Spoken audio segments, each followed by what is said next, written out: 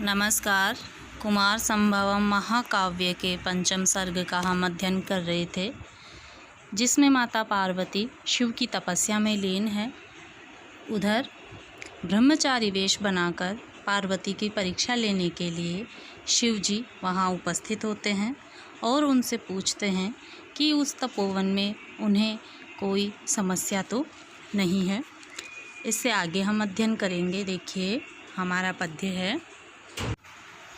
यदुच्यते पार्वती पापवृत्तये न रूपमित्यव्यभिचारि तद्वचः तथा हि ते शीलमुदारदर्शने तपस्विनामप्युपदेशतां गतम्। अर्थात यदुच्यते अर्थात कहा जाता है, पार्वती, हे पार्वती हिमालय की पुत्री, पाप वृत्तये अर्थात पाप आचरण के लिए न रूपम रूप नहीं होता, अर्थात जो सौंदर्य है वह पाप आचरण के लिए नहीं होता है। इति अव्यभिचारी तद्वचः इति अर्थात ऐसा अव्यभिचारी सत्यमेव अस्ति अर्थात यह सत्य ही है कि जो सौंदर्य होता है वह पाप आचरण के लिए नहीं होता है। यह बात बिल्कुल ठीक है। तथा ही ते शीलम उदार दर्शने अर्थात तथा ही ते उदार दर्शने विशाल नेत्रों वाली हे पार्वती, तथा ही क्योंकि ते तुम्हारा जो शीलम तुम्हारा जो शील है, तुम्हारा जो स्वभाव है, हे उदार चरित्र वाली रूपशील के अनुसार ही होता है। तपस्वी नाम अपि उपदेशताम गतम अर्थात तपस्वी नाम अपि तपस्वियों के लिए भी उपदेशताम प्रमाण गतम हो गया। तो इस सिद्धांत के अनुसार तुम्हारा जो सद्व्यवहार है वह तपस्वियों को भी शिक्षा देने वाला है। तो कहने का भाव यह है कि हे पार्वती, जो ब्रह्मचारी है वह पार्वती से कह रहा है कि हे पार्वती, सामुद्रिक शास्त्र के ज्ञाताओं ने यह बताया है कि सौंदर्य पाप आचरण के लिए नहीं होता है। यह वचन बिल्कुल ठीक है। हे उदार चरित्र वाली रूपशील के अनुसार ही होता है। इस सिद्धांत के अनुसार तुम्हारा सद्व्यवहार तपस्वियों को भी शिक्षा देने वाला है। तो देखिए, जो इस पद्य का भाव है वो क्या है कि सुंदर व्यक्ति पापाचरण नहीं किया करते हैं, ऐसा लोक में कहा जाता है। यह कथन पार्वती के विषय में नितांत सत्य ही प्रतीत होता है, क्योंकि पार्वती अत्यंत रूपवती है, किंतु फिर भी उसका चरित्र ऐसा है कि जिसका अनुकरण तपस्वी जन भी किया करते हैं। अतः यह कथन सत्य है कि यत्र आकृतिस् तत्र गुणाः वसन्ति अर्थात जैसा व्यक्ति का आकृति होती है वैसे ही उसमें गुण होते हैं। इस विषय में ब्रह्मचारी आगे क्या कहता है, देखिए। विकीर्ण सप्तर्षि बलि प्रहासी भी तथा गांगै सलिलै दिवच्युतै यथा त्वदीयैश्चरितैरनाविलै महीधर पापित एष सान्वयः। देखिए, यहाँ पर विकीर्ण का तात्पर्य है फैलाना या देना। सप्तर्षि सप्तर्षियों के द्वारा, बलि प्रहासी भी, बलि का तात्पर्य है उपहार स्वरूप, प्रहास जो पुष्प इत्यादि दिए गए हैं। तो इस भाव यह है कि इस हिमालय पर्वत पर सप्तर्षियों के द्वारा पुष्प रूपी उपहार जो दिए गए हैं, और तथा न गांगई और गंगा नदी द्वारा, सलीलई जलों से, दिवश्च्युतई दिव अर्थात स्वर्ग से, च्युतई गिरी हुई, तो स्वर्ग से निकली हुई जो गंगा नदी है उसके जल से भी उतना यथात्वदीय जितना तुम्हारे चरितई अनाविलई, अनाविलई अर्थात पवित्र, चरितई तुम्हारे चरित्रों से, तुम्हारी स्वभाव से, तुम्हारे पवित्र स्वभाव से यह इतना ज़्यादा पवित्र हो गया जो हिमालय पर्वत है, उतना तो सप्तर्षियों द्वारा दिए गए उपहार स्वरूप पुष्पों से एवं स्वर्ग से उतरी हुई गंगा नदी से भी उतना पवित्र नहीं हुआ जितना पवित्र यह तुम्हारे स्वभाव से हो गया है। सान्वय, महीधर पावित एष सान्वय अर्थात महीधर जो हिमालय पर्वत है, पर्वतराज है, वह पावित एष पवित्र बना हुआ है, सान्वय अर्थात वंश सहित। तो इस प्रकार से ब्रह्मचारी माता पार्वती को कह रहा है कि हे पार्वती, यह जो हिमालय पर्वत है वह सप्तर्षियों द्वारा चढ़ाए गए सुंदर तथा चमकने वाले फूलों के उपहार से एवं आकाश से गिरे हुए गंगा के पवित्र जल से उतना पवित्र नहीं हुआ है जितना कि तुम्हारे पवित्र चरणों द्वारा यह वंश सहित पवित्र बना दिया गया है। इस विषय में देखेंगे कि यहाँ पर पार्वती के आचरण की पवित्रता का वर्णन करता हुआ ब्रह्मचारी यह भी बता रहा है कि हिमालय के ऊपर पवित्र गंगा का जल गिरा करता है। सप्तर्षियों द्वारा प्रदत्त पुष्पों के उपहार के संसर्ग से यह जल और भी अधिक पवित्र हो जाता है। इतना अधिक पवित्र गंगा का जल हिमालय को उतना अधिक पवित्र नहीं बना सका जितना कि पार्वती के आचरण के द्वारा वह स्वकुटुंब पवित्र बना दिया गया है।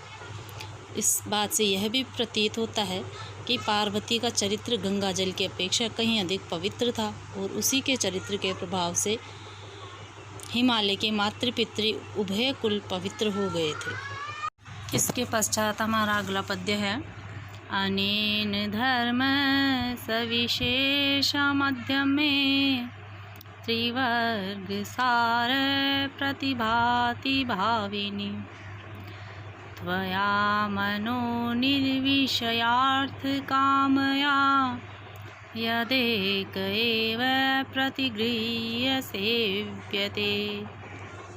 अर्थात अनेन इस प्रकार से धर्म ही सविशेषम मुझे बहुत विशेष लग रहा है।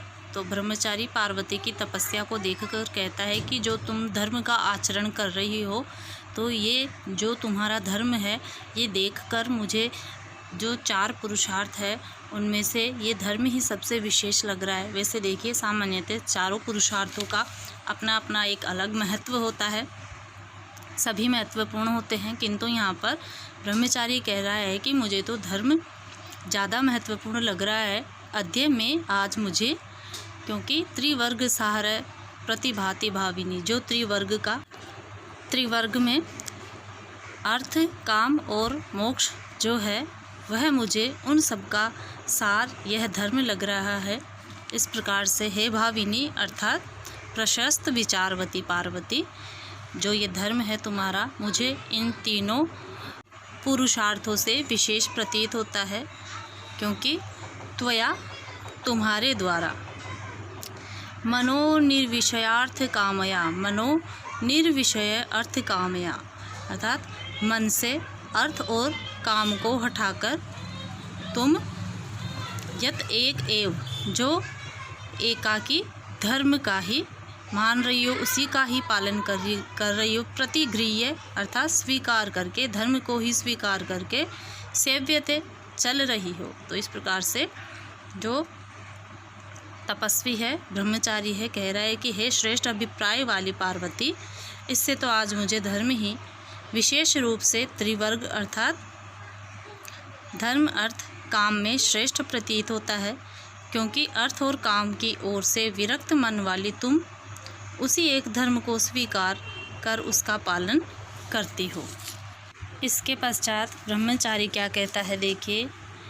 अतो अत्र किंचित भवक्तिं बहु क्षमां द्विजाति भावादुपपन्न चापल अयं जन प्रष्टुमनास्तपोधने न चेद्रहस्यं प्रतिवक्तुमर्हसि।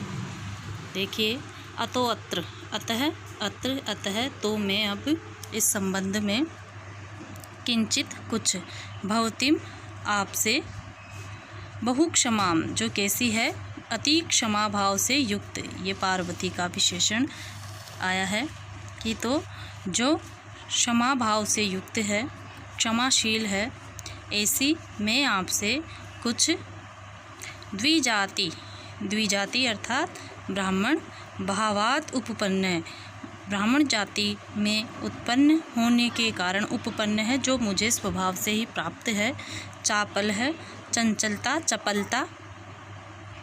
तो इस प्रकार से ब्राह्मण जाति से स्वभावतः प्राप्त उत्सुक मन वाला, इस प्रकार से मैं कुछ अयम जन है, ऐसा मैं व्यक्ति, प्रष्टु मनहा, कुछ पूछने के इच्छा वाला, तपोधन है तपोधनी, हे तपस्विनी, मैं आपसे कुछ पूछना चाहता हूँ। न चेत रहस्यम, यदि कुछ गुप्त बात नहीं हो तो प्रतिवक्तुमर्हसि, तो आप मुझे प्रत्युत्तर दीजिए। इस प्रकार से ब्राह्मण कहता है, ब्रह्मचारी कहता है कि हे तपस्विनी, आपकी तपस्या के विषय में ब्राह्मण होने के कारण उत्सुकतापूर्ण मन वाला यह व्यक्ति, मैं अत्यंत सहनशील स्वभाव वाली, आपसे कुछ पूछना चाहता हूँ। यदि गोपनीय बात न हो तो आप उत्तर देने की कृपा कीजिए। देखिए, पद्य में जो शब्द आया है द्विजाति भावात, अर्थात ब्राह्मण होने के कारण, इस विषय में देखिए कि जीवन में 2 बार जन्म होने के कारण ब्राह्मण, क्षत्रिय और वैश्य को द्विजाति कहा जाता है। इनका प्रथम जन्म माता द्वारा होता है और दूसरा जन्म गुरु अथवा आचार्य द्वारा संस्कार किए जाने पर होता है। देखिए, जन्मना जायते शूद्र है, संस्कारात् द्विज उच्यते, अर्थात जन्म से हर व्यक्ति शूद्र ही पैदा होता है, किंतु संस्कारित होने पर ही उसे द्विज कहा जाता है।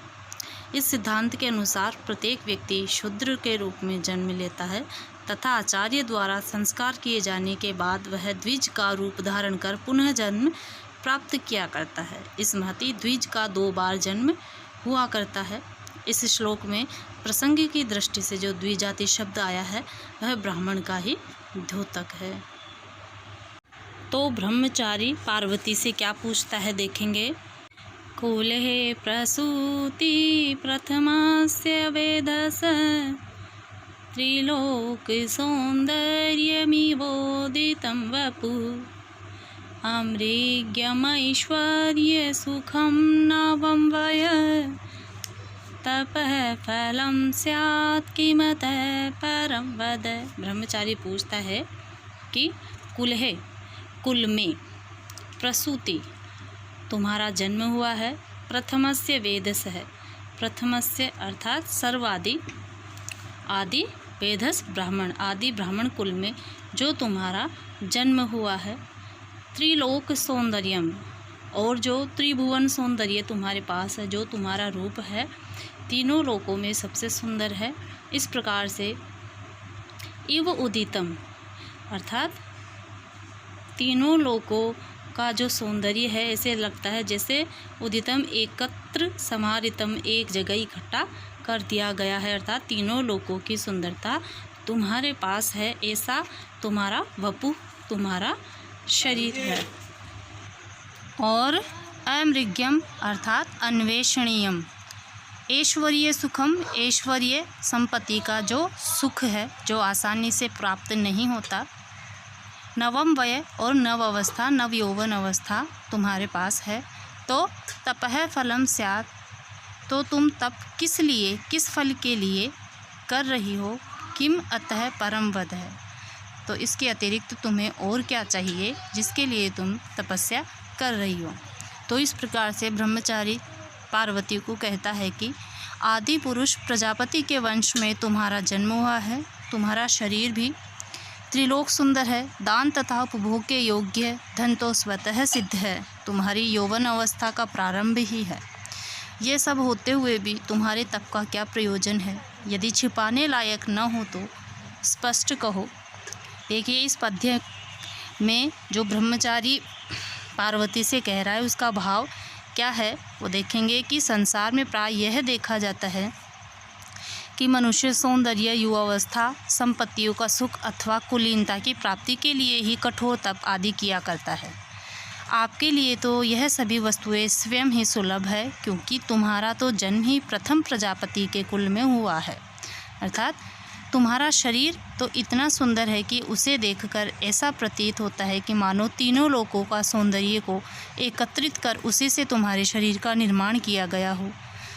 और संपत्तियों का सुख तो तुमको स्वतः ही प्राप्त है। तुम्हारे यौवन का प्रारंभ तो अभी हुआ ही है। ऐसी स्थिति में उपर्युक्त चारों प्राप्य वस्तुओं के अतिरिक्त अन्य तुम्हारे लिए क्या अप्राप्य है कि जिसके लिए तुम यह भयंकर तप कर रही हो, यह बताओ।